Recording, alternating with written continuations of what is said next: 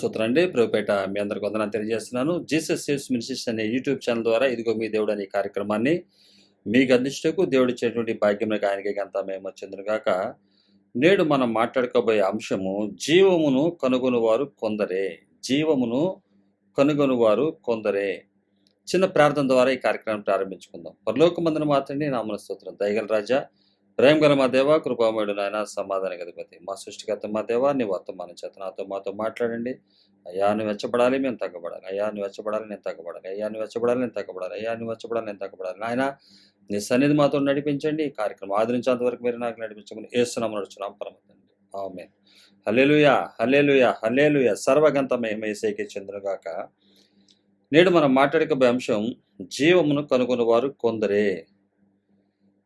మత్తయి గారు రాసినటువంటి మత్తయి సువార్త 7వ అధ్యాయము 13-14 వచనాలు. మత్తయి సువార్త 7వ అధ్యాయము 13-14 వచనాలు. ఇరుకు ద్వారమున ప్రవేశించుడి, నాశనమునకు పోవు ద్వారము వెడల్పును, ఆ దారి విశాలమునై ఉన్నది, దాని ద్వారా ప్రవేశించేవారు అనేకులు. జీవమునకు పోవు ద్వారము ఇరుకును, ఆ దారి సంకుచితమునై ఉన్నది, దాని కనుగొనువారు కొందరే. యేసుక్రీస్తు వారు చేసినటువంటి కొండ మీద ప్రసంగంలో ఈ యొక్క జీవమును గురించినటువంటి విషయాన్ని తెలియపరుస్తున్నాడు. ఆయన జీవమును కనుగొనేవారు కొందరే అని ఇక్కడ యేసుక్రీస్తు వారు తెలియపరుస్తున్నాడు. అలాగే ఆయన చెప్తున్నాడు, ఇరుకు ద్వారమున ప్రవేశించుడి. అంటే ఈ జీవానికి పోయే ద్వారం వచ్చేసి చాలా ఇరుకు. క్రైస్తవ జీవితం చాలా ఇరుకుతో కూడింది. ఈ సందేశాలన్నీ కూడా మనకు తెలియపరచడం గల కారణం, మనకి పరలోక రాజ్య విషయాలు తెలుసుకున్నట్టు కొరకు. పరలోక రాజ్య విషయాలు మనం తెలుసుకున్నట్టు చేత దేవునిలో దినదినాభివృద్ధి మనం చెందగలం. పరలోక రాజ్యం విషయంలో ఎల్లవేళలా అవగాహన కలిగి ఉండాలని, పరలోకంలో నిత్య జీవం ఉందని, రాబోయే లోకం ఉన్నదని బైబిల్ మనకు తెలియపరుస్తుంది. అలాగే ఈ నిత్య జీవమును ఎంతమంది అంటే కనుగొని వారు కొందరే. బై గాడ్ గ్రేస్ అందులో నేను ఈ వాక్యాలు ఆలకిస్తున్నటువంటి మీరు ఉండాలని నా ఉద్దేశం, మరి ముఖ్యంగా యేసే ఉద్దేశం. ఎందువలంటే కొందరు మాత్రమే ఈ జీవ మార్గాన్ని కనుగొనగలరు. అందరూ కనుగొనగలిగేది కాదు ఈ యొక్క జీవ మార్గము. కాబట్టి యేసుక్రీస్తు వారు ఇక్కడ కొండ మీద చేస్తున్నటువంటి ప్రసంగం ద్వారా వచ్చినటువంటి ప్రతి ఒక్కరితో కూడా ఆయన తెలియపరుస్తున్నాడు. ఆయన ఆ జన సమూహంతో చెప్తున్నటువంటి మాటే ప్రతి ఒక్కరికి ఒక అధికారం కలిగినటువంటి వాడుగా, అంటే పరలోక రాజ్యానికి సంబంధించినటువంటి అధికారం కలిగినటువంటి వాడే యేసుక్రీస్తు వారు. ఆయనే మన సృష్టికర్త. హల్లెలూయా. ఆ యేసుక్రీస్తు వారు వివరంగా చెప్తున్నారు, జీవాన్ని కోరుకోండి, కానీ అది కోరుకునేది కొందరే. ఈ రోజుల్లో మనం చూసినట్లయితే జీవ మార్గాన్ని, జీవానికి పోయే ద్వారాన్ని కనుగొనే వారిని కొంతమందిగా మనం చూస్తున్నాం. అనేకులుగా మనకు కనబడచ్చు, అనేకులుగా మనకి ప్రజలుగా కనబడచ్చు. చాలామంది విశ్వసిస్తున్న వారుగా, చాలామంది దేవుని అనుసరిస్తున్న వారుగా కనబడచ్చు. కానీ ఒక్కొక్కరికి ఉన్నటువంటి ఉద్దేశాల్ని చూసినప్పుడు, వారి దగ్గర నుంచి మనం విన్నప్పుడు, వారి యొక్క కేవలం ఉద్దేశం, వారికి జీరో నాలెడ్జే ఉంది. ఈ విషయంలో జీవానికి వెళ్ళే మార్గాన్ని అందుకోవటానికి, దాని గురించి నేర్చుకోవటానికి వారికి ఉన్నటువంటి ఆ యొక్క అవగాహన ఏదైతే ఉందో, గ్రహించుకోవాల్సింది ఏదైతే ఉందో, అది తక్కువే ఉన్నట్టుగా మనం చూడొచ్చు. ఎందువలంటే ప్రకటింపబడుతున్నటువంటి సువార్తను చూసినట్లయితే, తెలియజేస్తున్నటువంటి వర్తమానికులు చూసినప్పుడు మనకు అది గ్రహించగలం. ఎందువలంటే ఏదన్నా ప్రకటింపబడుతున్నప్పుడు దాన్ని అనుసరించే ప్రదేశాలను బట్టి మనం చెప్పవచ్చు. ప్రకటిస్తున్న వారిని బట్టి, ప్రకటింపబడుతున్నటువంటి మాటను బట్టి, కూడి ఉన్నటువంటి ప్రజలను బట్టి మనం చెప్పవచ్చు. అయితే ఇది మనం చెప్పడానికి మనం అర్హులమో కాదు. కానీ ఇక్కడ యేసుక్రీస్తు వారు చెప్తున్నాడు, ఈ జీవమును కనుగొనేవారు కొందరే. చాలా జాగ్రత్తగా మనం ఆలకించాలి. యేసుక్రీస్తు వారి దగ్గరికి వచ్చి సొంత రక్షకుడిగా అంగీకరించి బాప్తిసం తీసుకున్నటువంటి ప్రతి ఒక్కరు కూడా గమనించాల్సింది, గ్రహించాల్సింది ఏంటంటే, తప్పనిసరిగా జీవంలోకి ప్రవేశించేవారు కొందరే అని యేసుక్రీస్తు వారు తన నోటితో చెప్తున్నటువంటి మాట ఇది. ఆ సృష్టికర్త, ఆ యేసయ్య ఈ మాట చెప్తున్నాడంటే ఇందులో ఉన్నటువంటి విషయాన్ని మనం గ్రహించేవారుగా ఉండాలి. ఏదో సింపుల్‌గా తీసుకునే విషయం కాదు అన్నది మనం గ్రహించాలి ముఖ్యంగా. ఎందుకంటే ఈ ద్వారము ఇరుకంట. విశాలంగా ఉండేదైతే ఇది మాత్రము కాదు. జీవానికి పోయేది. అసలు జీవం అంటే ఏంటి? జీవం అంటే మనం చూసినట్లయితే ఆ జీవం రావాలంటే దానికి ఒక వ్యక్తి మరణించాలి. మరణిస్తేనే కానీ అది జీవం రాదు. గోధుమ గింజ భూమిలో పడి అది చచ్చితేనే కానీ అది జీవం దాంట్లోంచి బయటికి రాదు. అటువంటి జీవ మార్గానికి మనం వచ్చాం. ఆ జీవ మార్గాన్ని విషయమై మనం ఎరిగిన వారమై ఉండాలి. అందుకనే ఎఫెసీయులు రాస్తూ పౌలు గారు చెప్తున్నటువంటి ఒక మాటనే మనం జ్ఞాపం చేసుకుందాం. రెండో అధ్యాయము 1 నుంచి ఉన్నటువంటి వచనాలు.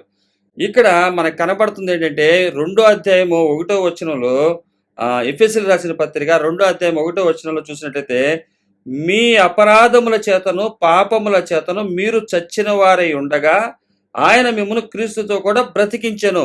ఆల్రెడీ చచ్చిన వారమై ఉన్నాం.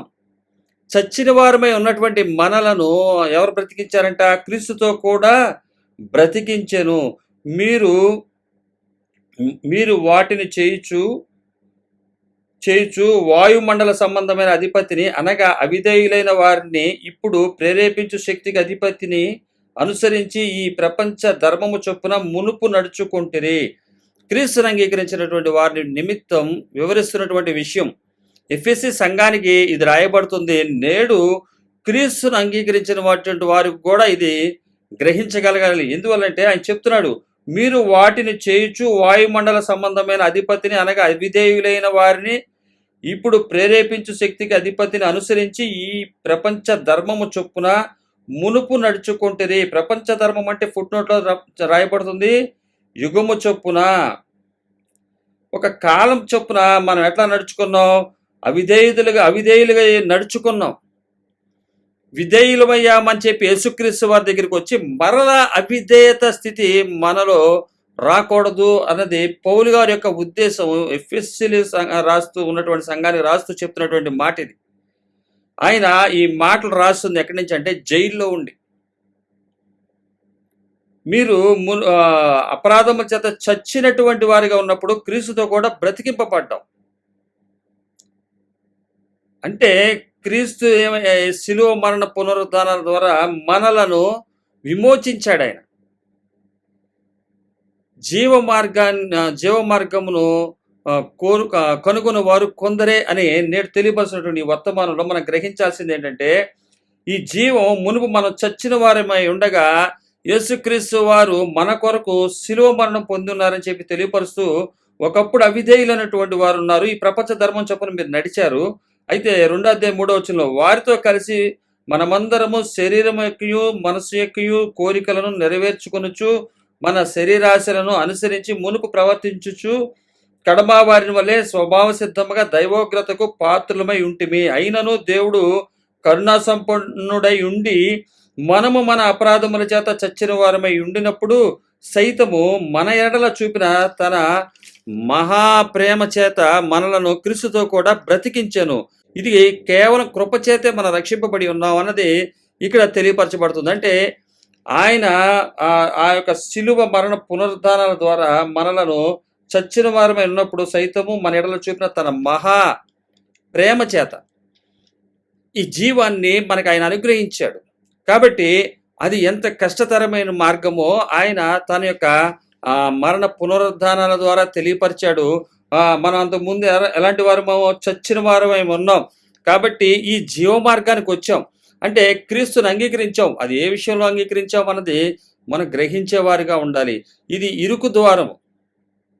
కాబట్టి ఈ ద్వారమున ప్రవేశించుడు, ఇందులో ప్రవేశించాలని అందరూ అనుకుంటారు, కానీ కొందరే దాంట్లో ప్రవేశించగలుగుతారు. ఎందుకంటే ఆ రూల్స్ అన్నీ కూడా అప్లై అవుతాయి, కండిషన్స్ అప్లై అవుతాయి. ప్రతి దానికి విషయంలో కూడా ఏ విధంగా జీవించాలి, ఏ విధమైనటువంటి ప్రవర్తన కలిగి ఉండాలనేది బైబిల్ గ్రంథం మనకు తెలియపరుస్తుంది.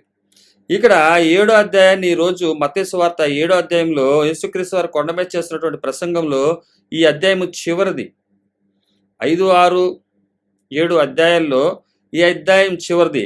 ఈ అధ్యాయంలో చూసినట్లయితే మొదటి నుంచి ఉన్నటువంటి వచనాల్లో ఒకటోదిగా చూసినట్లయితే తీర్పును గురించి జాగ్రత్త.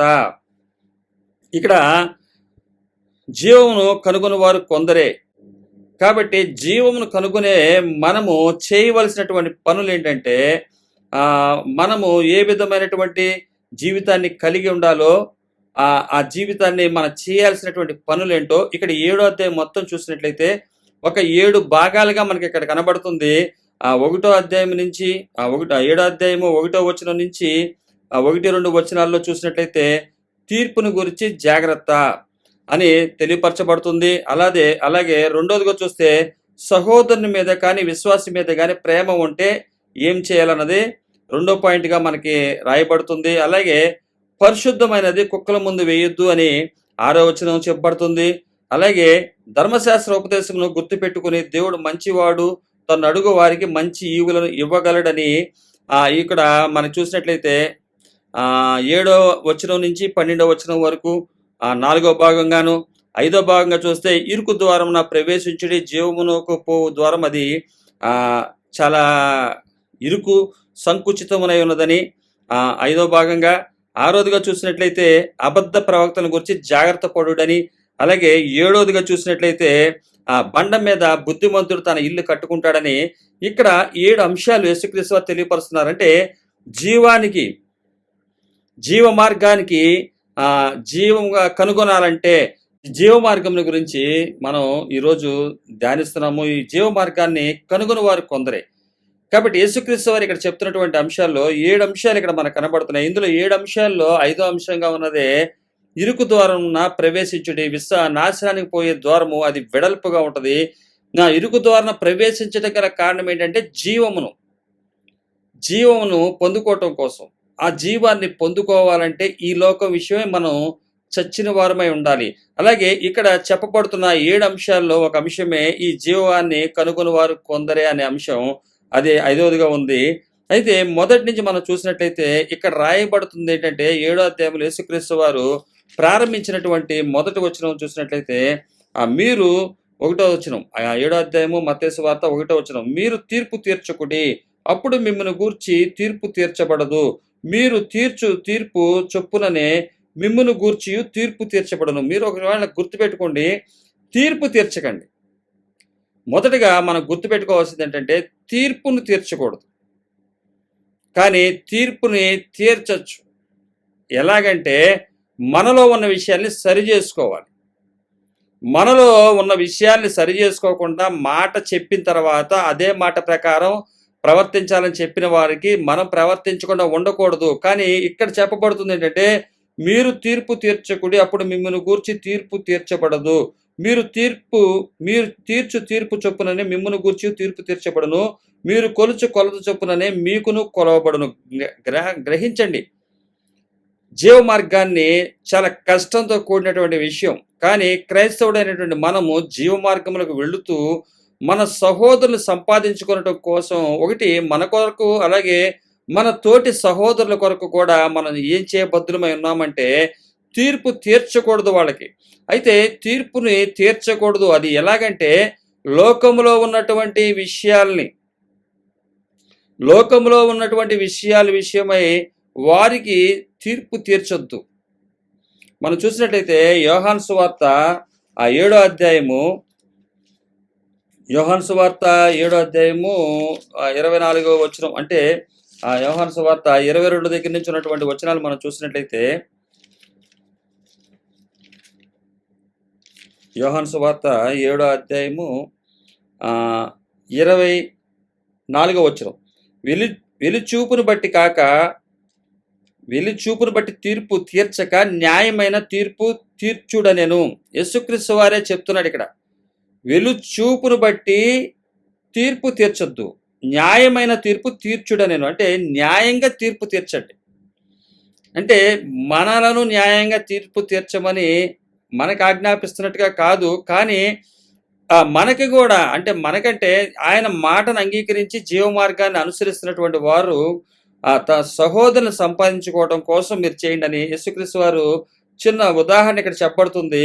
7 అధ్యాయం 22 నుంచి 24 వచనాల్లో ఉన్నటువంటి సందర్భాన్ని మనం ఒకసారి చూసినట్లయితే, అక్కడ మనకు రాయబడుతున్నటువంటి మాటలు ఏంటంటే, యేసుక్రీస్తు వారు చెప్తుంది, మోషే మీకు సున్నతి సంస్కారములను నియమించెను.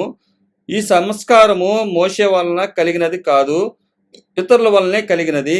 అయినను విశ్రాంతి దినమున మీరు మనుషునికి సున్నతి చేయుచున్నారు.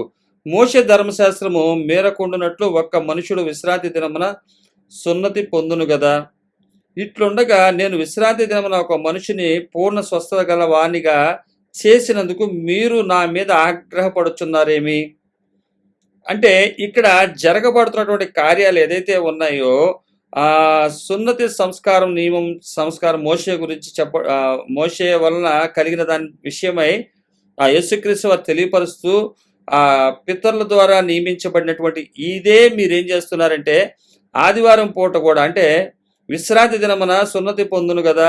ఇట్లుండగా నేను విశ్రాంతి దినమున ఒక మనుషుని పూర్ణ స్వస్థత గలవానికి చేసినందుకు మీరు నా మీద ఆగ్రహపడుచున్నారు. అంటే ఇక్కడ వెలుచూపును బట్టి తీర్పు తీర్చక న్యాయమును బట్టి తీర్పు తీర్చుండే నేను. అంటే యేసుక్రీస్తు వారు ఇప్పుడు వచ్చినటువంటి విషయంగా చూసినట్లయితే ఆయన విశ్వాసమే కావాలి. ఈ యొక్క ఆచారబద్ధమైనటువంటి విషయాల్లో మీరు దూరంగా ఉండండి.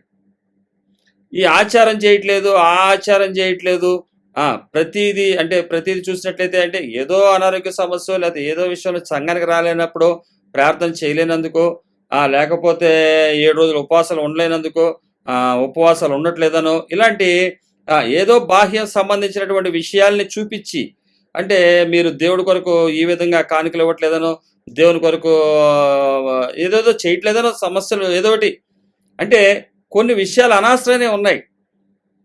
ప్రాముఖ్యమైనటువంటి విషయాలను ప్రక్కన పెట్టేసి, అంటే ఒక వ్యక్తి అస్వస్థత ఉంది, ఆ రోజు నువ్వు అతనికి ఇవ్వాలి, ఆ సహోదరుడి విషయమై నువ్వు కనికరింపబడాలి. ఒక సహోదరుడికి అవసరమైందండి, అది ఆదివారం పూట వచ్చింది, నువ్వు ఆ సహోదరుడు దూరంగా ఉన్నాడు, నేను సంఘానికి వెళ్ళాలి, సంఘంలో ఉండకపోతే ఎట్లాగా దేవుడి రాజ్యం నాకు రాదని చెప్పి నువ్వు కూర్చోకూడదు.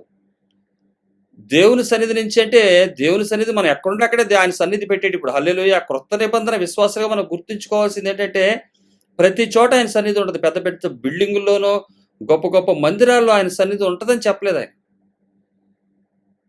క్షయమైపోయే వాటి విషయమై ఆయన చెప్పలేదు. అక్షయుడైనటువంటి దేవుడు ఆయన. అంటే ఎల్లవేళలా ఉండేది ఆయన, అక్షయుడు, అటువంటి దేవుడు ఆయన.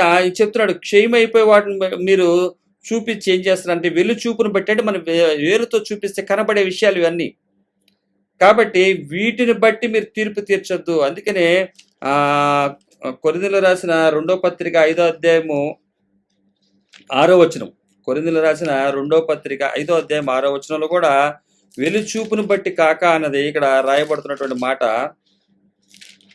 కొరింథీయులకు రాసిన 2వ పత్రిక 5వ అధ్యాయం 6వ వచనం, వెలుచూపు వలన కాక విశ్వాసం వలననే నడుచుకొనుచున్నాము. అంటే వెలుచూపు వలన మనం కాదు, విశ్వాసం వల్లే నడుస్తున్నాం. అసలు విశ్వాసం అంటే ఏంటంటే హెబ్రీయులకు రాసిన పత్రిక 11వ అధ్యాయము 1వ వచనం, విశ్వాసమనున్నది నిరీక్షింపబడు వాటి యొక్క నిజ స్వరూపమును అదృశ్యమైనవి ఉన్నవనుటకు రుజువునై ఉన్నది. అంటే మనం వెలుచూపు వల్ల నడవట్ల, ఈ కార్యాలు చేయకపోతే, అవి చేయకపోతే దేవుడు రాజ్యం రాదు, పలానా దానికి కార్యక్రమానికి డబ్బులు ఇవ్వకపోతే రాదు, దేవుడు నిన్ను 1 గంట ప్రార్థన చేయకపోతే, 2 గంటలు ప్రార్థన చేయకపోతే ఆయన సహాయం చేయడు. ఇవన్నీ కూడా ఎవరో ఒక నీతిని బట్టి, ఎవరో ఒక అవకాశాన్ని బట్టి దాన్ని వినియోగించుకోవటమే, అది వెలుచూపు. కానీ విశ్వాసం అన్నది ఏంటంట, ఆయన ఏం చెప్తున్నాడు కొరింథీయులకు రాస్తూ, వెలుచూపును బట్టి గాక విశ్వాసం వల్లే నడుచుకొనుచున్నాము. అది విశ్వాసం ఏంటది, నిరీక్షింపబడి వాటి యొక్క నిజ స్వరూపమును అదృశ్యమైనవి యున్నవనుటకు రుజువునై ఉన్నది. కాబట్టి ఇక్కడ మోషే యొక్క సున్నతి విషయమై మీరు చేసే కార్యాలు మీరు చేస్తున్నారు. యేసుక్రీస్తు వారు ఏదో స్వస్థత ఇస్తే మీరు తీర్పు తీరుస్తున్నారు, దీన్ని బేస్ చేసుకుని దేవుని శాపానికి గురవుతామని చెప్తున్నారు మీరు. అంటే ఇవ్వకపోతే దేవుడి శాపం మీ మీదకి వస్తుందని, అంటే అవసరానికి వాడుకోవటానికి ఈ యొక్క విషయాల్లో ఉండకూడదు. అంటే జీవమును కనుగొని వారు కొందరే, కొంతమంది కనుక్కోలేక విశ్వాసమునకున్నటువంటి ఆ యొక్క ఉద్దేశాన్ని ప్రక్కన పెట్టేస్తున్నారు. నిరీక్షింపబడి వాటి యొక్క నిజ స్వరూపమును అదృశ్యమైనవి ఉన్నవనుటకు రుజువై ఉన్నది అది విశ్వాసం. కానీ ఈరోజు విశ్వాసం ఏంటంటే, నువ్వు ఇస్తేనే, నువ్వు అది ఆచరిస్తేనే, వెలుచూపును బట్టి మనం నడవకూడదు. ఇక్కడ తీర్పు తీర్చకుడి, అప్పుడు మిమ్మును గురించి కూడా తీర్పు తీర్చబడదు అని మొదటిగా మనం ఇక్కడ చెప్తున్నటువంటి 7వ అధ్యాయంలో చెప్తున్నటువంటి వాక్య భాగాల్లో 1-2 వచనాల్లో తీర్పు తీర్చమాకో, ఎట్టి కొలతతో కొలుస్తున్నారో అదే కొలతతో నీ కూడా కొలవబడతా. అంటే ఇక్కడ మనం ఏం చేయాలంటే, వెలుచూపును బట్టి ఎవరి యొక్క క్రియల్ని మనం చూపిస్తూ చేయొద్దు. విశ్వాస విషయంలో చూడండి, నిరీక్షింపబడిన వాటి యొక్క విశ్వాసము అది దాన్ని బట్టి మీరేం చేయండి, తీర్పు తీర్చండి. యేసుక్రీస్తు వారు అదే చెప్తున్నాడు, మీరు తీర్పు తీర్చాలంటే వెలుచూపును బట్టి కాకుండా తీర్పు తీర్చాలంటే ఏ విధంగా తీర్చండి, విశ్వాసమును బట్టి. అంటే జీవ మార్గం వెళుతున్నటువంటి మనకి ఒక వ్యక్తికి తెలియపరిచినప్పుడు అది ఈ ఆచారం చేయకపోతే ఇది వస్తుంది, ఈ శాపం వస్తుంది, ఆ శాపం వస్తుంది, ఇట్లాంటి తీర్పులు తీర్చమాకండి. ఇది యేసుక్రీస్తు వారు కూడా మెచ్చేది కాదు. జీవానికి జీవమును కోరుకునేది కొందరే. కాబట్టి అందులో మనందరం ఉండాలనేది దేవుని యొక్క ఉద్దేశం. కాబట్టి ఎవరికి వాళ్ళు మనం నేర్చుకోవాలనే ఈ అధ్యాయంలో చెప్పబడుతున్న మాటల ద్వారా నేడు మనతో తెలియపరుస్తున్నాడు ఆయన. అలాగే రెండోదిగా చూసినట్టయితే రెండోదిగా 3వ వచనం నుంచి 5వ వచనం వరకు ఉన్నది. ఇక్కడ ఒక సందర్భాన్ని ఆయన తెలియపరుస్తున్నాడు. 3వ వచనం నుంచి 5వ వచనం. నీ కంటిలోనున్న దూలమును నెంచక నీ సహోదరుని కంటిలోనున్న నలుసును చూచుట ఎలా? నీ కంటిలో దూలముండగా నీవు నీ సహోదరుని చూచి నీ కంటిలో నున్న నలుసును తీసివేయనిమ్మని చెప్పనేలా? వేషధారి, మొదట నీ కంటిలోనున్న దూలమును తీసుకొనుము, అప్పుడు నీ సహోదరుని కంటిలోనున్న నలుసును తీసివేయుటకు నీకు తేటగా కనబడును. అంటే చెప్పబడుతున్నటువంటి మనం ఆ జీవ మార్గాన్ని అన్వేషిస్తున్నటువంటి వారము, జీవ మార్గాన్ని కావాలని ఇరుకులో ప్రవేశిస్తున్నటువంటి మనం వెళుతున్న స్థితిలోనే మనం ఏం చేయాలంటే సహోదరుని కూడా సంపాదించుకోవాలి. అలాగే సహోదరులో ఉన్నటువంటి ఆ చిన్న నలుసు అది ఏ విధమైనదన్నా సరే తీయాలంటే మన కంటిలో మొదటగా దూలాన్ని తీసేసుకోవాలి. అంటే మన కంటిలో ఉన్నది చాలా పెద్ద దూలం, అది తీయటానికి చాలా టైం పడుతుంది. కాబట్టి క్రీస్తుని అంగీకరించి క్రీస్తు వారి వాక్యాన్ని అనుసరిస్తూ నడుస్తున్నటువంటి మనము సహోదరులకి మనము తీర్పు తీర్చాలన్నా, అంటే తీర్పు తీర్చడం అంటే విశ్వాస పరిణామాన్ని ఏ విధంగా కలిగి జీవించాలని తెలియపరచడం కోసం వారికి బోధించాలి. తీర్పు తీర్చడం కాదు, అది ఈ విధమైనటువంటి విశ్వాసాన్ని కలిగి ఉండాలి. కలిగి ఉంటే ఆ యొక్క ఇరుకు ద్వారంలో ప్రవేశించడానికి వీలవుతుంది. మరి కష్టమే కదా కనబడిన వాటి మీద విశ్వాసం ఉంచడం అంటే. అదృశ్యమైన ఉన్నవనుటకు రుజువై ఉన్నది అది విశ్వాసం. అటువంటి విశ్వాసాన్ని కలిగి నడవటం అంటే చాలా కష్టంతో కూడినటువంటి విషయం. కాబట్టి ఈ విధమైనటువంటి విశ్వాసాన్ని కలిగి ఉండమని చెప్పటం, ఆ తీర్పు తీర్చవచ్చు, ఈ విషయంలో తీర్పు తీర్చవచ్చు అంటే ఈ విధమైనటువంటి విశ్వాసాన్ని కలిగి ఉండు, ఇది లేకపోతే నీకు ప్రమాదం అనేది హెచ్చరించవచ్చు. దీన్ని అనుసరించకపోతే ఇది జరగబోయే తీర్పు ఎదుర్కోవాల్సి వస్తుంది అన్నది తెలియపరచవచ్చు. ఒకటిగా చూస్తే తీర్పు తీర్చకూడదు, నువ్వు ఎట్లా చేస్తావో అట్లాగే నీకు కూడా తీర్చబడదు. అయితే నువ్వు తీర్పు తీర్చడానికి సిద్ధపడలేదు, నువ్వు వచ్చింది జీవ మార్గానికి వెళ్ళటానికి. ఆ జీవాన్ని కనుగొనేవారు కొందరే. కనుగొన్నటువంటి నీవు కనుగొన్న తర్వాత తీర్పు తీర్చని అవసరం లేదు, కానీ తీర్పులోనికి రాకుండా సహోదరుడిని హెచ్చరించవచ్చు. అదృశ్యమని ఉన్నవనటకు విశ్వాసము రుజువై ఉన్నది. వెలుచూపును బట్టి కనబడుతున్న విషయాల జోలికి మీరు వెళ్ళొద్దు. వెలుచూపు బట్టి కనబడుతున్నటువంటి వాటిని మీరు పరిగణలో తీసుకోవద్దు. యేసుక్రీస్తు వారు విశ్వాసము చొప్పున చెప్తున్నాడు. ఆయన నిరీక్షించాల్సినటువంటిది అదృశ్యమని ఉన్నవి అనుటకు అది రుజువై ఉన్నది విశ్వాసం. విశ్వసించేవాడు ఈ విధమైనటువంటి విశ్వాసంలో ఉండాలని, అలాగే సహోదరుని సంపాదించుకోవాలి, మనం కంపల్సరీ సంపాదించుకోవాలి. వాటిలో ఉన్నటువంటి నలుసు తీయాలంటే మనలో ఉన్నటువంటి దూలాన్ని, ఆ కంటిలో ఉన్న దూలాన్ని, అంటే చాలా పెద్దగా ఉన్నటువంటి దాన్ని కోసి తీసేయాలంటే చాలా కష్టం. అందుకని ఇరుకు ద్వారం ఇది. ఈ ఇరుకు ద్వారములో స్థిరపరచబడిన తర్వాత దేవుని యొక్క వాక్కుని వెలుచూపుతో విమర్శించకుండా, వెలుచూపుతో వారి మీద డిసైడ్ చేయకుండా, వారిని సహోదరుని రక్షించుకోవటం కోసం, నీ యొక్క జీవం మన జీవం కోసం సహోదరుని కూడా రక్షించుకోవటానికి ఇది ఉపయోగపడాలనేది యేసుక్రీస్తు వారి యొక్క ఉద్దేశం.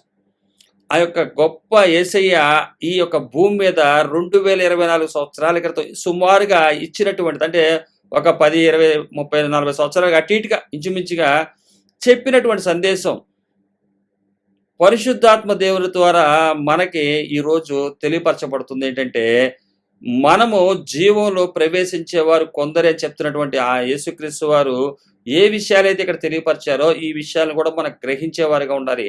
అలాగే ఇక్కడ ఇప్పుడు మనం 2 విధాలుగా మనం చూసాం. ఒకటి, తీర్పు తీర్చకూడదని, అది తీర్చాలంటే దానికి తగిన విధముగా అయినటువంటి విశ్వాస జీవితాన్ని మనం కలిగి ఆ నిరీక్షణని తెలియపరిచి తీర్పులోకి రాకూడదని, అలాగే సహోదరుడి కంట్లో ఉన్నటువంటి నలుసును తీయటానికి మనలో ఉన్నటువంటి దూలాన్ని తీసేసుకుని కంపల్సరిగా నలుసును తీయటానికి ప్రయత్నం చేయాలి. అనేకమైనటువంటి ఇబ్బందులే. ఓ ప్రక్కన ఈ ఇరుకు ద్వారాన ప్రవేశిస్తూ కష్టాల్లో ఉంటూ, ఇంకో పక్కన సహోదరుల విషయంలో సహోదరులకి విషయాన్ని తెలియపరిచి వారితో చెప్పి వారి దగ్గర నుంచి వచ్చే వ్యతిరేకతలని, వారి నుంచి తిరస్కారాలని ఎదుర్కోవాల్సి వస్తుంది. ఇవన్నీ కూడా కష్టంతో కూడిందే. కానీ సహోదరుల్ని ఏం చేయాలంటే సంపాదించుకోవాలి. ఒక్కడే క్రైస్తవ జీవితం నాకు వచ్చింది రక్షణ అనుకుంటే ఈరోజు ఈ రక్షణ నాకు వచ్చేది కాదు, మీ దాకా వచ్చేది కాదు. వారందరూ కూడా ఈ ఇరుకు ద్వారమున ప్రవేశించి, ఈ ఇరుకు ద్వారమున ప్రవేశిస్తూ, ఈ ఇరుకు ద్వారమును అనుసరిస్తూ, ఆ ఇరుకులో ఉన్నటువంటి దాంట్లో నుంచే సహోదరుని సంపాదించుకోవటానికి కూడా సహాయపడింది. అందువల్ల ఆ యేసుక్రీస్తు వారిలో ఉన్నటువంటి జీవం మనలోకి రావటం అంటే, మనం ఆ జీవాన్ని ఆ యేసయ్య మనకి ఇవ్వడానికి ఎంత శ్రమించాడో, అదేవిధంగా అటువంటి శ్రమ మనం తీసుకుంటేనే ఈ జీవ మార్గంలో ఏదది సంకుచితమైనటువంటి దారి, ఇరుకు ద్వారము సంకుచితమునై ఉన్నది. అది చాలా కష్టంతో కూడింది. అది జీవాన్ని మనం పొందుకుని అదే జీవాన్ని సహోదరులకు ఇవ్వాలంటే మన జీవం కూడా చాలా కష్టంతో జరుగుతుంది. ఓ పక్కన మనము ఇదవుతూనే మనతో పాటు మన సహోదరులకు కూడా ఈ జీవాన్ని అందించాలంటే ఈజీ మార్గాన్ని యేసయ్య చెప్తున్నాడు. హల్లెలూయా. ఈజీ మార్గం ఏంటంటే, మొదట మీరేం చేయండి, తీర్పు తీర్చకండి. తీర్పు తీర్చేటప్పుడు గుర్తుపెట్టుకోండి. రెండోదిగా నలుసు తీయాలంటే మీలో ఉన్నటువంటి దూలాన్ని తీసేసుకోండి. ఈ విధమైనటువంటి చెయ్యండి. అలాగే నా యొక్క గొప్పతనాన్ని కావాలంటే మీరు వినండి, నేను ఎటువంటి వాడునో అన్నది కూడా ఆయన చెప్తున్నాడు. 7వ వచనం నుంచి 12వ వచనం వరకు ఉన్నటువంటి 4వ సందర్భం, క్షమించాలి, మూడవ పాయింట్ మనం చూద్దాం. ఇప్పుడు 2 విధాలుగా చూసాము. అలాగే ఈ చెప్పబడుతున్నటువంటి వర్తమాన విషయమే ఆయన చెప్తున్నటువంటి మాట ఏంటంటే 6వ వచనం, 7వ అధ్యాయం 6వ వచనం, మత్తయి సువార్త. పరిశుద్ధమైనది కుక్కలకు పెట్టకుడి, మీ ముత్యములను పందుల ఎదుట వేయుకుడి, వేసిన ఎడల అవి ఒకవేళ వాటిని కాళ్ళతో త్రొక్కి మీ మీద పడి మిమ్మును చీల్చివేయును. యేసుక్రీస్తు వారు యొక్క చక్కని సందేశాన్ని మనకి ఇస్తున్నాడు. ఆయన జీవ మార్గాన్ని, అది వెళ్ళేవారు కొందరే.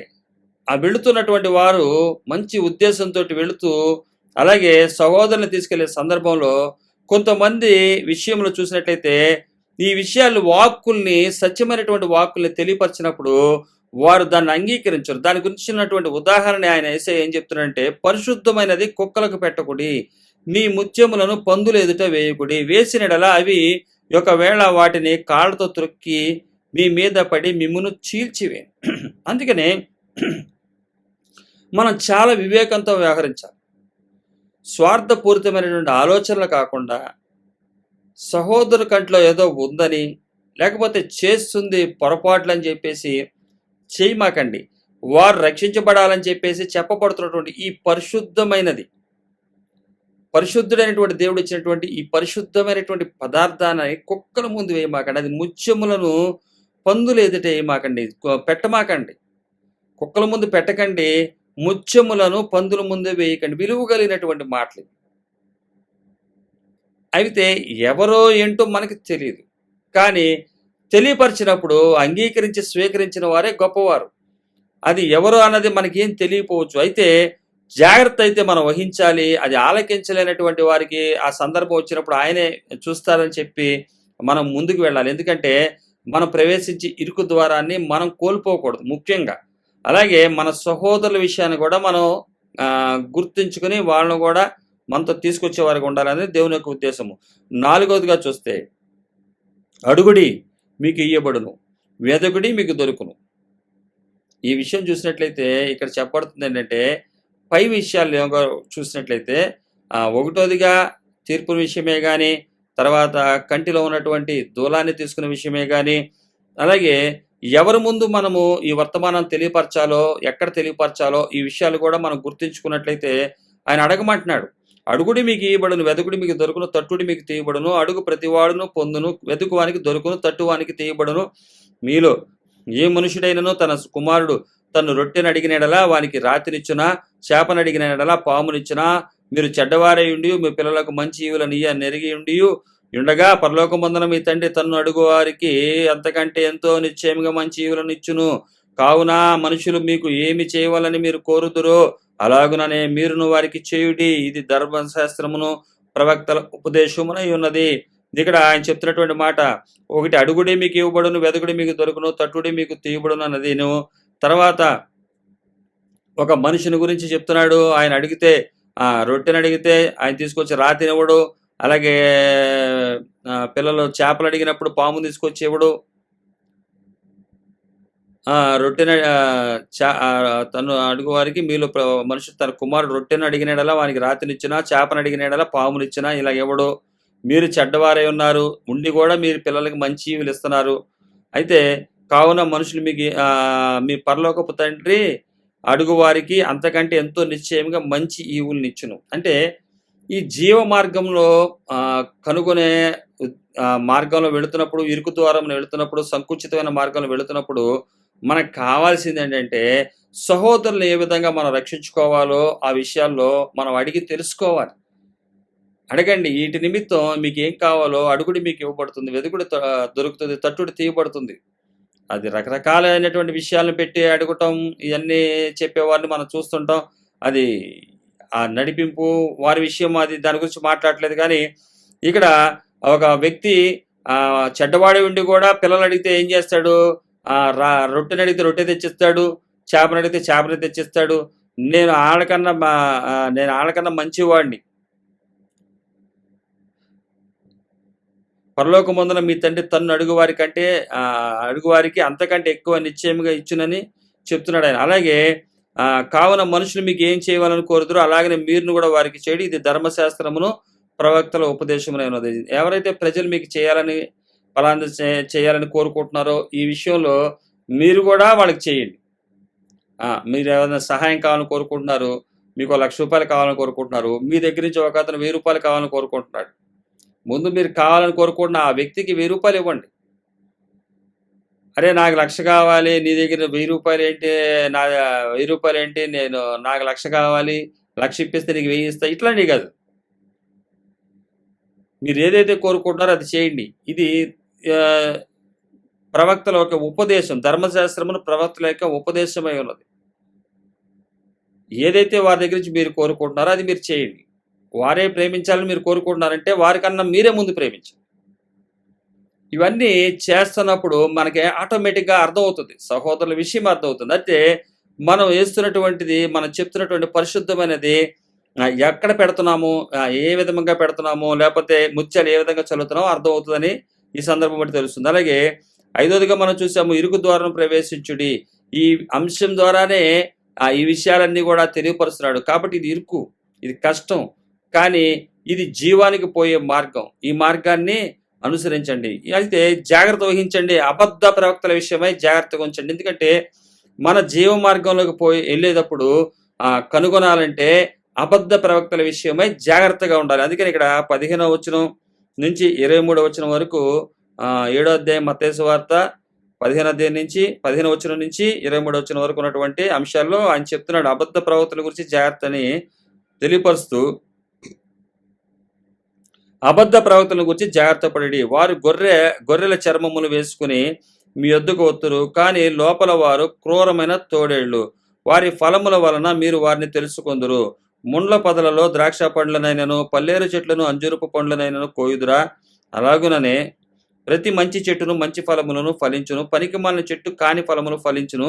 మంచి చెట్టు కాని ఫలములు ఫలింపనేరదు, పనికిమాలిన చెట్టు మంచి ఫలములు ఫలింపనేరదు. మంచి ఫలములు ఫలింపని ప్రతి చెట్టు నరకబడి అగ్నిలో వేయబడును. కాబట్టి మీరు వారి ఫలముల వలన వారిని తెలుసుకొందురు. ప్రభువా ప్రభువా అని నన్ను పిలిచి ప్రతివాడును పరలోక రాజ్యంలో ప్రవేశింపుడు గాని పరలోకమందున నా తండ్రి చిత్తము ప్రకారం చేయువాడే ప్రవేశించును. ఆ దినమందు అనేకులు నన్ను చూసి, ప్రభువా ప్రభువా, మేము నీ నామమున ప్రవచింపలేదా? నీ నామమున దయ్యములను వెళ్ళగొట్టలేదా? నీ నామమున అనేకమైన అద్భుతములను చేయలేదా అని చెప్పుదురు. అప్పుడు నేను మిమ్మును ఎన్నడూను ఎరుగను, అక్రమము చేయువారులారా నా యొద్ద నుండి పోండని వారితో చెప్పుదును. ఈ విధంగా అబద్ధ ప్రవర్తన గురించినటువంటి అంశాన్ని కూడా ఇక్కడ తెలియపరుస్తున్నాడు ఆయన. అబద్ధ ప్రవర్తన విషయాన్ని కూడా జాగ్రత్తగా ఉండండి. ఈ జీవ మార్గానికి వెళ్ళేది చాలా కష్టమైనటువంటి సంకుచితమైనటువంటి దారి. ఇది జీవ మార్గం. ఈ జీవ మార్గం ఎంత కష్టంగా ఉంటుందో ఈ కష్టాన్ని మీరు గుర్తించండి. దీని విషయాల్లో అబద్ధ ప్రవక్తల గురించి కూడా జాగ్రత్త పడండి. అంటే వీరు చెప్పే విషయాలు చూసినట్లయితే చేసే క్రియలను బట్టి వారంట గొర్రె చర్మం వేసుకుని మీ ఎద్దకు వస్తురు, కానీ వారు లోపల క్రూరమైనటువంటి తోడేళ్ళు. జీవ మార్గానికి వెళ్ళాలంటే జీవ మార్గానికి కష్టమైంది. ఇవన్నీ చూసుకుంటే ఎట్లాగెళ్తామండి? ఏదో ఒకటి నమ్ముకుంటాం. ఆయన ఏం చెప్తే అది కూర్చో అంటే కూర్చో, లే అంటే లే, ఎత్తు అంటే ఎత్తు, దించు అంటే దించు, అంటే చేతులు ఎత్తు దించు చెప్తా ఉంటారు కదా. ఏం చెప్తే అది చేస్తామని చెప్పి బేస్ అయిపోయే రోజుల్లో మనం ఉన్నాం. అబద్ధ బోధ ఏంటిది, నిజమైన బోధ ఏంటి అన్నది గ్రహించుకునే స్థితి లేదు మనకి. వీరంట అబద్ధ ప్రవక్తలు జాగ్రత్తపడి వారు గొర్రె చర్మం వేసుకుని మీ ఎద్దకు వస్తారు, కానీ లోపల వారు క్రూరమైనటువంటి తోడేళ్ళు. వేషధారణ బట్టి మోసపోయే పరిస్థితులు. అంటే ఏమీ లేనోళ్ళ నటించవచ్చు, అన్నీ ఉన్నవాళ్ళ నటించవచ్చు, ఏ విధంగా సరే పై వేషాన్ని కాదు.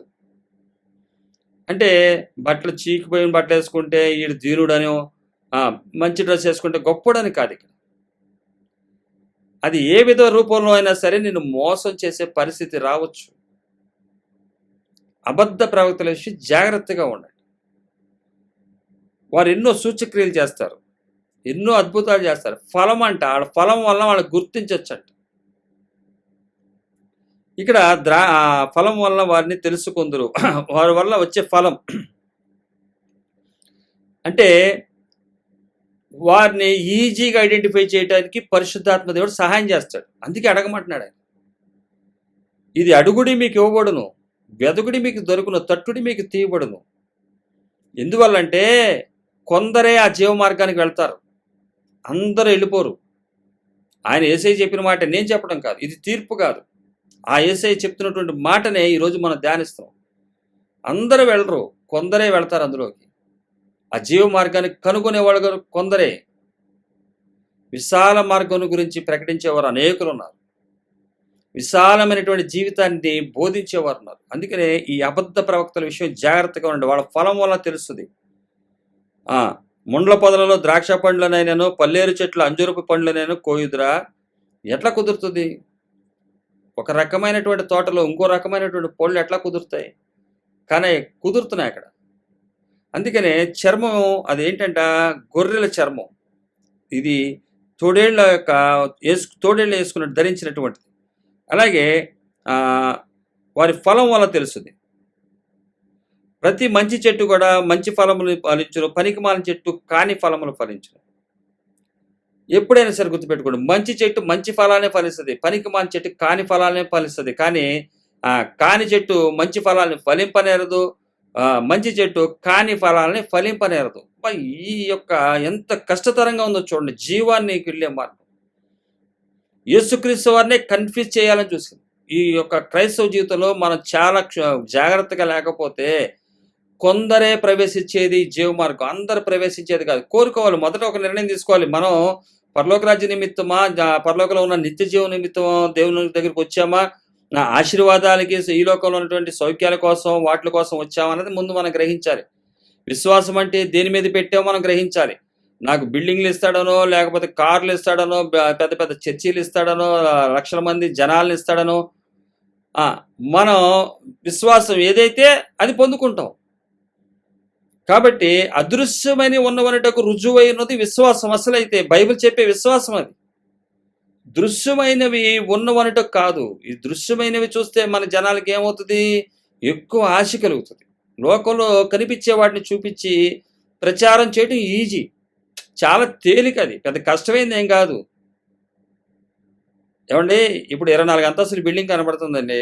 అది చూపించి నేను దేవుడిని నమ్ముకున్నాను. నేను వచ్చినప్పుడు నా దగ్గర ఏమీ లేదు. ఇప్పుడు చూసారా 24 అంతస్తుల బిల్డింగ్లు కట్టా అన్నప్పుడు అవతలోడు ఏమనుకుంటాడు? ఓహో! ఈ విశ్వాసం ద్వారా కట్టేది ఏంటంటే బిల్డింగ్స్. ఆ లగ్జరీ లైఫ్.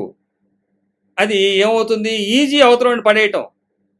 తద్వారా ఇలాంటి వాడు 10 మందిని పోగేసుకొస్తాడు, 20 మందిని పోగేసుకొస్తాడు. జనాల్ని తీసుకొని వస్తూనే ఉంటాడు. ఎన్ని సంవత్సరాలన్నా సరే ఏమవుతుందంటే అది కట్టేది లేదు, పెట్టేది లేదు. అది అప్పుడేంటంటే నువ్వు కట్టలేకపోతున్నావు అంటే నీకు విశ్వాసం లేదని రుజువు చేస్తున్నటువంటి రోజుల్లో మనం ఉన్న దౌర్భాగ్య స్థితి ఇది. దారుణమైనటువంటి పరిస్థితి. అందుకని అబద్ధ ప్రవక్తల విషయం జాగ్రత్తగా ఉండండి. వారు ఏం చూపించి కడుతున్నారు? ఏ విశ్వాసాన్ని చూపించి కడుతున్నారు? అపోస్తులు వీళ్ళు ఏ విశ్వాసాన్ని చూపించి యేసుక్రీస్తు వారి సువార్తను తెలియపరిచారు?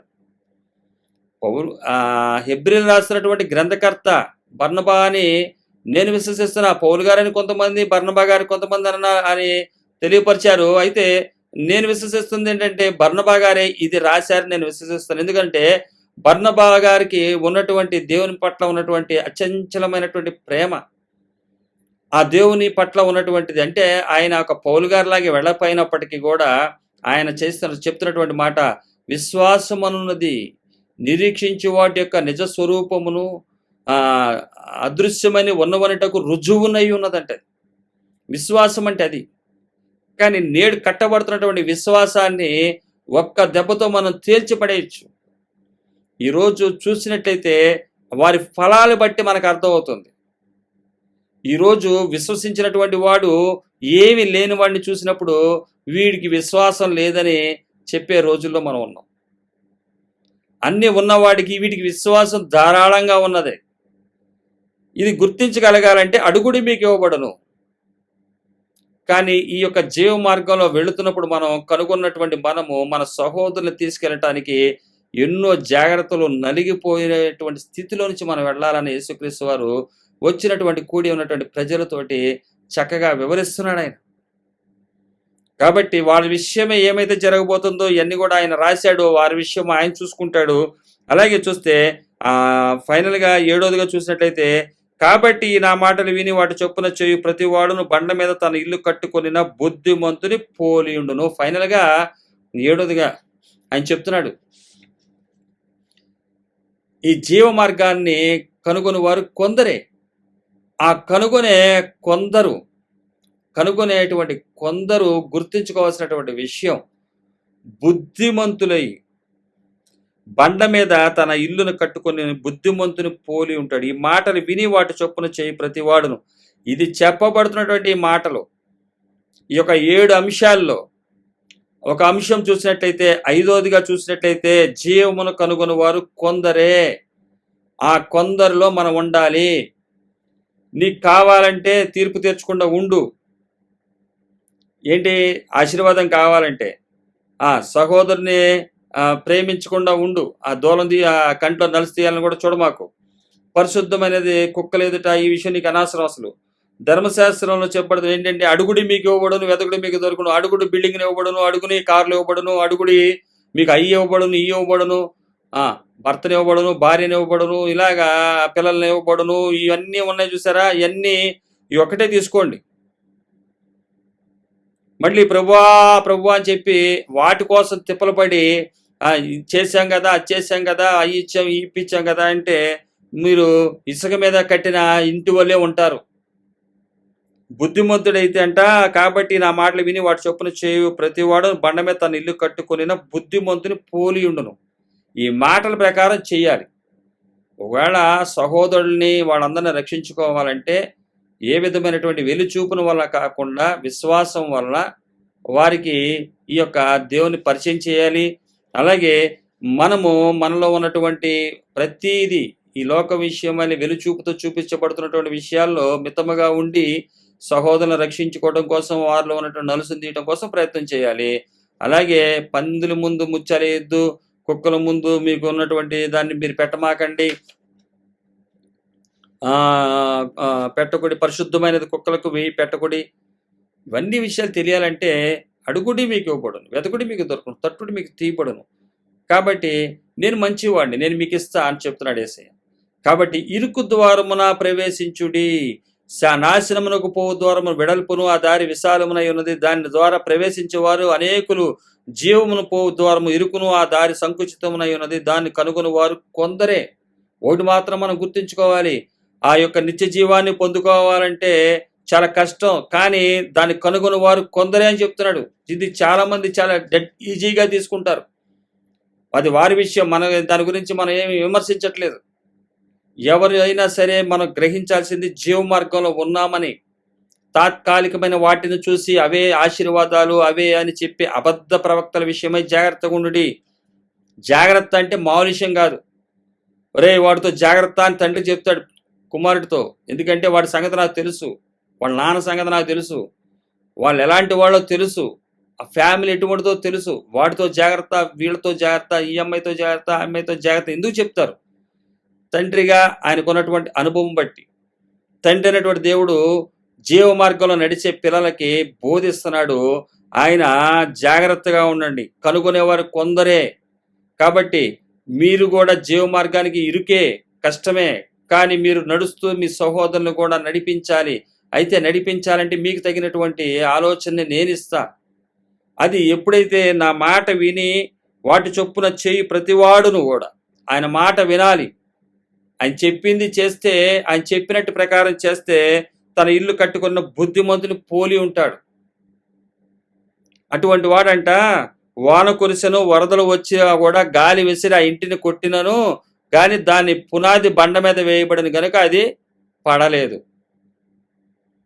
ఇసుక మీద వేసే ఇల్లు ఎలా ఉంటాయంటే బాగానే కనబడచ్చు, అందంగా కనబడచ్చు, చాలా తొందరగా కట్టేసినట్టుగా అనిపించవచ్చు, షార్ట్ టైంలో డెవలప్ అయిపోయినట్టుగా కనబడచ్చు. కానీ అదేంటంట, మరియు ఈ నా మాటలు విని వాటి చొప్పున చేయని ప్రతి వాడు ఇసుక మీద తన ఇల్లు కట్టుకొనిన బుద్ధిహీనుని పోలియుండును. వాన కురిసెను, వరదలు వచ్చెను, గాలి విసిరి ఆ ఇంటి మీద కొట్టెను, అప్పుడు అది కూలబడెను, దాని పాటు గొప్పదని చెప్పాను. ఇది కన్స్ట్రక్షన్ అయిపోయింది, అంతా అయిపోయింది. కానీ గాలి తుఫాన్లు వచ్చినప్పుడు ఇది ఏం చేసిందంట, వరదలు వచ్చినప్పుడు వాన కురిసినప్పుడు వరదలు వచ్చినప్పుడు అది ఏమైంది, కూలిపోయింది. ఇక్కడ ముఖ్య ఉద్దేశం అంటే, కాబట్టి నా మాటలు చెప్పున వాటిని మాటలు విని వాటి చొప్పున చేయి ప్రతివాడును బండ మీద తన ఇల్లు కట్టుకున్నటువంటి బుద్ధిమంతుని పోలి. ఈ వాక్యాన్ని మనం ఆయన మాట విని మనం ప్రవర్తించేవారుగా ఉండాలి. జీవమును కనుగొనేవారు కొందరే. చాలా జాగ్రత్తగా మనం డీల్ చేయాలి ఈ భక్తి జీవితాన్ని. మన ఉద్దేశం ఏంటి, ముఖ్యంగా మన ఉద్దేశాన్ని మనం గ్రహించాలి. పరలోక రాజ్యము మన ఉద్దేశం అయితే లోకంలో ఏం జరిగినా సరే, లోకంలో ఏ విధమైనటువంటి మార్పులు జరిగిపోయి ఎలాంటి గొప్ప గొప్ప వారుగా మార్పులు చెందుతున్నా కూడా చెలించం మనం. ఎందువల్లంటే మన గురి దేవుని యొక్క జీవాన్ని కావాలి. ఆ నిత్య జీవం మీద మన గురి ఉన్నప్పుడు వాటినన్నిటిని కూడా జయించగలుగుతాం. దేవుని యొక్క సందేశం యేసయ్య ఈ భూమి మీద ఉన్నప్పుడు తెలియపరుస్తున్నాడు. ఇక్కడ 7 ఉన్నటువంటి అంశాల్లో మనం చూస్తే, ఈ 7 అంశాల్లో మొదటిగా మనం ఏం చేద్దామంటే, మొదటిగా మనం ఆచరించాల్సింది ఏంటంటే, ఇరుకు జీవమునకు పోవారు కొందరే గ్రహించి ఆ యొక్క మార్గాన్ని గుర్తిరిగి దాంట్లో ప్రవేశించడానికి మనం జాగ్రత్త వహిద్దాం. అలాగే రెండోదిగా మనం ఏం చేయాలంటే, రెండోదిగా చూసినట్లయితే ధర్మశాస్త్ర ఉపదేశం గుర్తుపెట్టుకుని దేవుడు మంచివాడు, తను అడుగు వారికి మంచి ఈవులు ఇయ్యగలడు అన్నది గుర్తెరిగి ఆ దేవుని అడుగుతాం. అయ్యా, ఈ యొక్క అడుగుడి మీకు ఇవ్వబడినటువంటి ఈ అంశాన్ని నువ్వు తెలియపరిచావు. నువ్వు ఈ లోకపు తండ్రులే మంచిగా చేస్తున్నప్పుడు అంతకన్నా మంచి తండ్రి నీవు అని మనం గుర్తెరుగుతాం. ఆయన గుర్తించినప్పుడు మనకి మూడోదిగా చూసినట్లయితే అబద్ధ ప్రవర్తన గురించి జాగ్రత్తగా ఉంటాం. అబద్ధాలు చెప్పి మోసం చేసి నడిపించే వాళ్ళ విషయంలో జాగ్రత్తగా ఉంటాం. అది 15వ వచనం నుంచి 23 వరకు ఉన్నటువంటి వచనాల్లో రాయబడినటువంటి మాట. అబద్ధ ప్రవక్తల గురించి జాగ్రత్తగా ఉండండి. వాళ్ళకొచ్చే తీర్పు విషయమై అది దేవుడు చూసుకునేటువంటిది. దాని గురించి వివరించట్లేదు. అయితే మూడోదిగా చూసినట్లయితే యొక్క అబద్ధ ప్రవర్తన గురించి జాగ్రత్తగా ఉండాలి. నాలుగవదిగా చూస్తే బుద్ధిమంతుడిగా ఉండి బండ మీద ఇల్లు కట్టుకున్నటువంటి బుద్ధిమంతుడిగా ఉండాలి. అంటే ఆయన మాట విని వాటి చొప్పున మనం చేయాలి. యేసయ్య ఏదైతే చెప్పాడో ఆ మాటని విని దాని ప్రకారం చేయాలి. విని చేయాలంటే చాలా కష్టం. అందుకే ఇరుకు ద్వారం. కానీ చెయ్యాలి. అందుకనే మొదటిగా ఆ దేవుని యొక్క గొప్పతనం తెలుసుకున్నప్పుడు ఆయన ఇస్తాడు అది ఆ జ్ఞానం. అలాగే రెండోదిగా చూస్తే ఆయన జ్ఞానం ఇస్తాడు. మూడోదిగా చూస్తే అబద్ధ ప్రవక్తల విషయం మనం జాగ్రత్తగా ఉన్నట్లయితే, అలాగే నాలుగోదిగా చూసినట్లయితే బండ మీద మన ఇల్లు కట్టబడుతుంది.